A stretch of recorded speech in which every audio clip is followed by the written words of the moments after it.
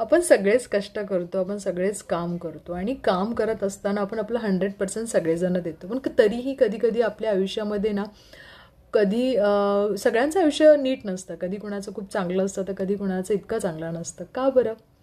कारण प्रत्येकाच्या लाईफमध्ये जे प्लॅनेट पोझिशन असतं, आता ज्योतिषशास्त्रामध्ये भाग्याला फार महत्त्व दिलेलं आहे. भाग्यसुद्धा तेवढंच महत्त्वाचं असतं. मग कसं असतं की एखाद्या घरामध्ये एक नॉर्मल लाईफ चाललेली असते आणि अचानकच त्या घरामध्ये लहान बाळ जन्माला येतं किंवा एखादी स्त्री लग्न करून येते, तर त्या घरामध्ये ना अचानक खूप चांगल्या गोष्टी होतात.